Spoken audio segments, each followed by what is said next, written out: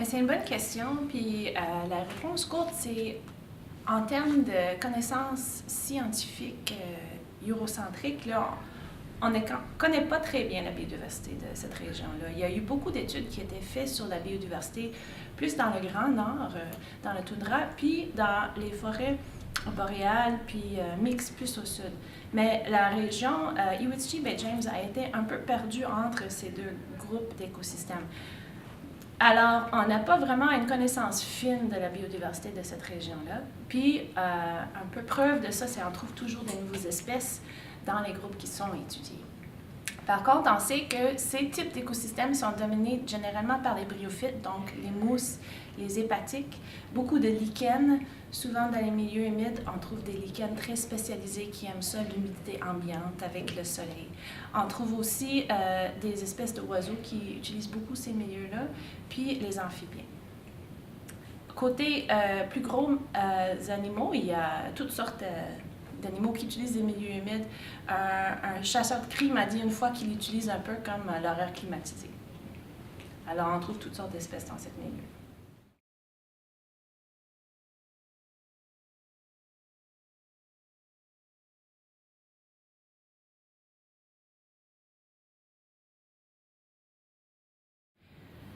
Les risques à la biodiversité, puis surtout dans la biodiversité associée aux milieux humides dans Iwichie-Baie James, sont différentes que ceux qu'on trouve ici dans le sud du Québec, dans la vallée du Saint-Laurent. Ici, il y a l'expansion des terres agricoles, il y a le développement industriel, il y a l'étalement municipal.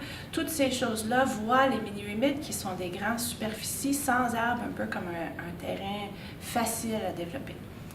Dans le Moyen Nord et le Grand Nord, les milieux humides sont moins menacés par ces genres de développement, tout simplement parce qu'il y a moins d'humains. Par contre, les milieux humides, ils font face à des menaces associées avec les développements ponctuels qui ont un impact très important sur la superficie qu'ils perturbent, comme les développements miniers, par exemple, qui sont de plus en plus importants dans le Nord. Alors, les milieux humides étant tellement abondantes dans Iwichie-Baie James, c'est impossible d'avoir un développement industriel sans perturber un milieu humide. Alors, ces développements-là vont forcément perturber des milieux humides. Puis, s'ils contaminent l'eau, ils vont avoir des impacts sur des plus grandes superficies qu'on pourrait penser. L'autre grande menace ou risque pour les milieux humides dans Iwichie-Baie James, c'est définitivement les changements climatiques.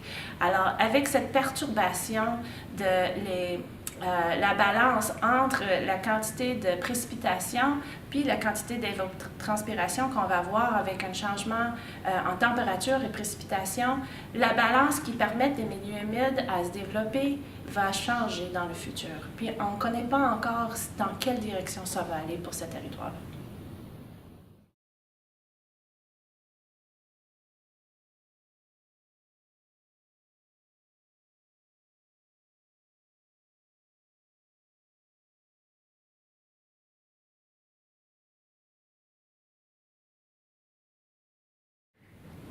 Je pense que c'est tout à fait raisonnable d'avoir une vision holistique du territoire des Iwichie-Baie James, comme ils l'ont les Cris eux-mêmes. Les Cris disent souvent qu'ils ne sont pas contre le développement industriel, ils veulent juste que ça soit fait en respectant la terre, leur mère.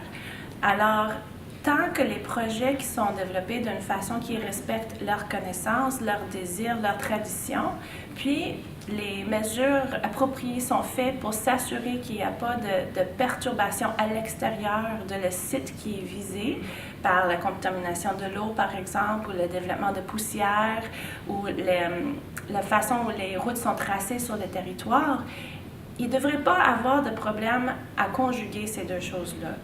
Quand il y a des problèmes, c'est parce qu'il n'y a pas une assez grande volonté de la côté des développeurs de s'asseoir et discuter avec les gens qui habitent le territoire, puis s'ajuster à leurs besoins et leurs connaissances.